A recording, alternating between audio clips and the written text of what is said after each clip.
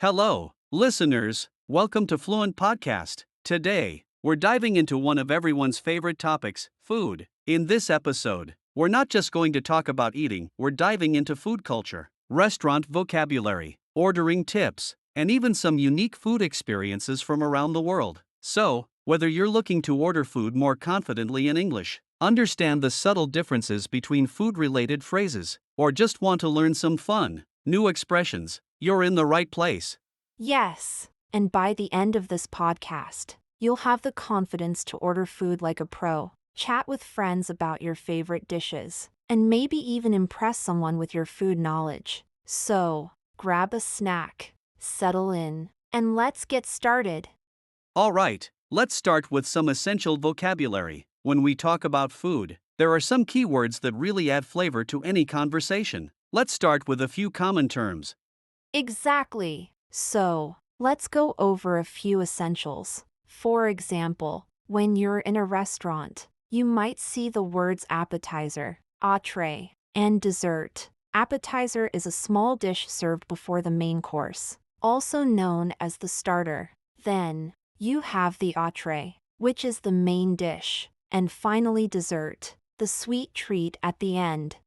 Another good one is sides. These are smaller dishes that come along with your meal, like fries, a salad, or steamed vegetables. And don't forget about beverages, which is just a formal way of saying drinks, like water, soda, or tea. And then there's the word cuisine, which refers to a style of cooking, like Italian cuisine, Japanese cuisine, or French cuisine. It's a great way to describe food from different cultures. Right, and when you're ordering, it's common to say I'll have or could I get instead of just saying give me. For example, could I get the pasta? Sounds more polite and natural than give me the pasta. Let's talk about different types of food. In English, people often categorize food as healthy or unhealthy, but even within these categories, there's a lot of variety. Yes, you might hear people say comfort food. These are dishes that make you feel warm and happy, usually because they remind you of home. In the U.S., for example, mac and cheese or mashed potatoes are considered classic comfort foods.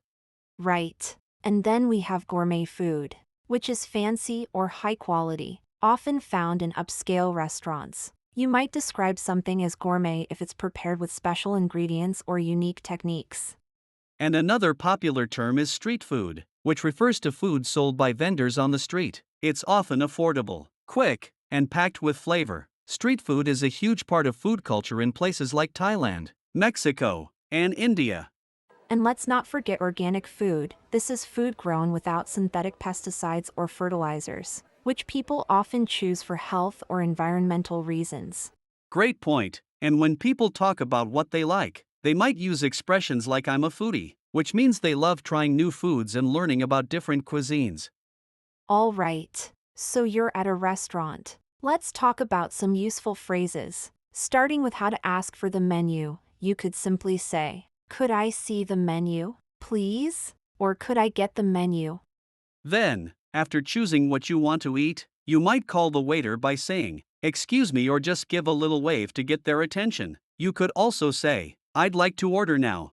Exactly. And if you want to know more about a dish, you could ask, "What do you recommend?" Or "What's the most popular dish here?" That's a great way to hear what the restaurant is known for. And after you've finished eating, you'll probably ask for the bill. A polite way to do this is to say, "Could I get the bill, please?" Some people might also say check instead of bill, especially in American English.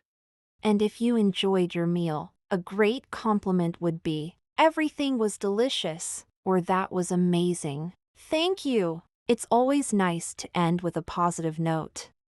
Let's spice things up a bit with some food experiences from around the world. Did you know that in Japan, it's polite to slurp your noodles? It actually shows you're enjoying the meal. Yes, and in France, meals are often slower, with multiple courses that last for hours. It's less about rushing and more about enjoying each bite and the company around you. And in the Middle East, you'll often find meals served on large platters to share with family and friends. Eating together is a big part of the culture. Right. Each country has its own unique traditions. Understanding them not only makes you a better traveler, but it also helps you appreciate food in new ways.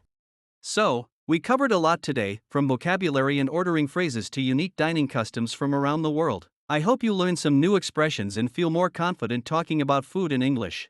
Definitely. And if you enjoyed this episode, don't forget to subscribe to Fluent Podcast for more useful conversations to help you on your English journey. Until next time, keep practicing and keep enjoying your food experiences.